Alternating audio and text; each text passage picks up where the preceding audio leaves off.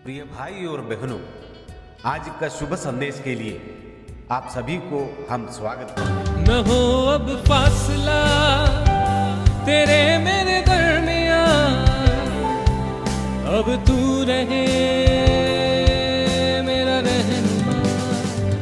ये मेरी रूह ना रहे, न हो ये जिस्म मेरा, बन जाऊं मैं तेरे रूह का सिला।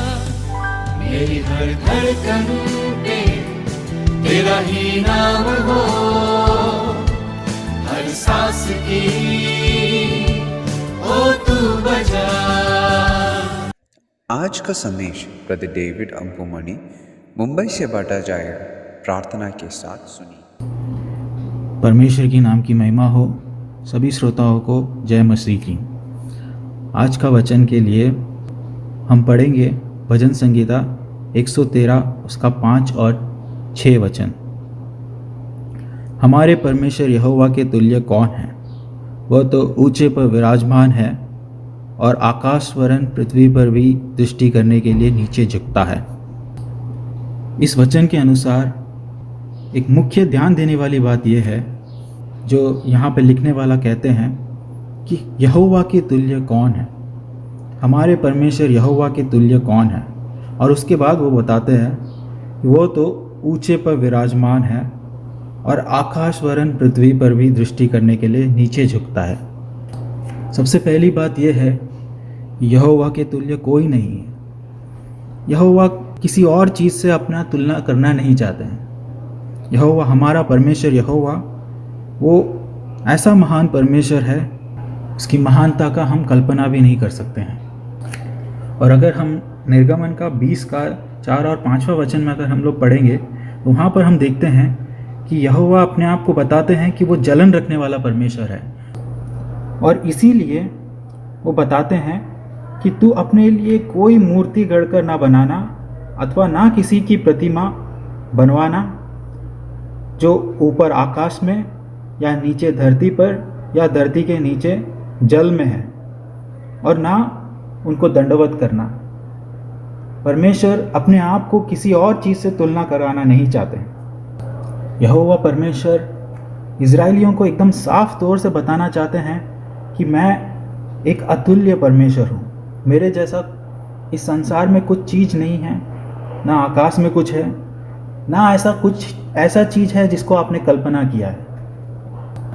इसीलिए भजन संगीता 113 में लिखने वाला बताते हैं कि हमारा परमेश्वर यहोवा ऊंचे पर विराजमान है, वो आकाश को भी देखने के लिए नीचे झुकता है।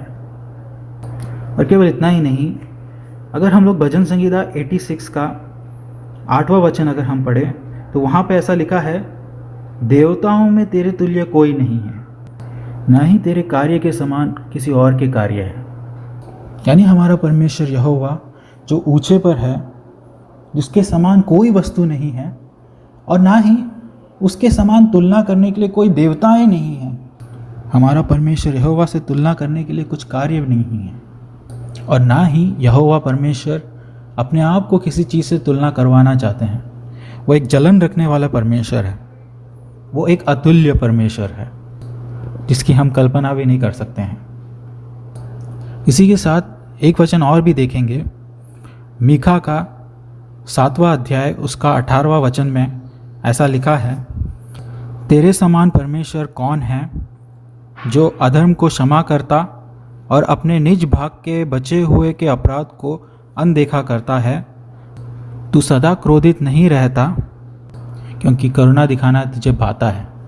यहाँ पर लिखने वालों का कहना है कि परमेश्वर के समान कोई नहीं है इस बात में कि वो अधर्म को क्षमा करता है। हमारा परमेश्वर यहोवा जो जलन रखने वाला परमेश्वर है, जिसका तुलना देवताओं में नहीं हो सकता, ऐसा परमेश्वर, उसका एक और गुण है, वो ये है कि वो अपने लोगों का अधर्म को क्षमा करता है। वो अपने लोगों के अधर्म को अनदेखा करता है। ऐसा परमेश्वर जो ऊंचे पर रहता है, जिसे आकाश और धरती पर देखने के लिए उनको झुकना पड़ता है, ऐसा परमेश्वर वो अपने लोगों का अधर्म को क्षमा करता है। इन सब वचनों में लिखने वाला पूछते हैं कि यहोवा परमेश्वर के समान कौन है। क्या पृथ्वी पर दूसरा कोई है? या कोई आकाश में कोई दूसरा कोई है? देवताओं में कोई है? परमेश्वर यहोवा के समान कौन कार्य करता है? परमेश्वर यहोवा के समान कौन अपराधों को क्षमा करता है? अब यहीं पर मीका का 7 का 18वां वचन के अनुसार अगर हम देखें कि वो जो हमारा परमेश्वर है वो किस तरह से अपराधों को क्षमा करता है, अगर हम उस बात को अगर और ध्यान से देखें तो हमें पता चलेगा उनकी महानता कितना ज़्यादा है। जब वचनों को हम आगे और भी पढ़ते हैं तो हमें उसका गंभीरता और भी ज़्यादा समझ में आता है। वो केवल ऐसे माफ़ नहीं करते हैं, वो हमारे अपराधों को माफ़ करने के लिए वो परमेश्वर जो ऊंचे पर विराजमान था उस पदवी को छोड़ा। वो जो परमेश्वर जिसका रूप का हम तुलना नहीं कर सकते थे, उस रूप को वो छोड़ा और हमारे लिए एक मनुष्य का रूप लिया। क्यों लिया? ताकि हमारे अपराधों का क्षमा हो सके, ताकि हमारे अपराधों का दंड उस शरीर पर लिया जा सके।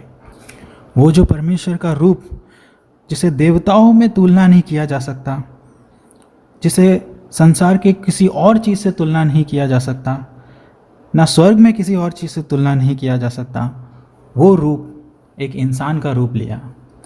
केवल इतना ही नहीं, वो मारा गया और उसकी कब्रें दुष्टों के साथ रखी गई, उसकी तुलना दुष्टों के साथ हुई। एक ऐसा परमेश्वर जिसका कोई तुलना नहीं हो सकता, वो पवित्र परमेश्वर था जो अपराधों को क्षमा करता था, उसकी तुलना दुष्टों के साथ हुई।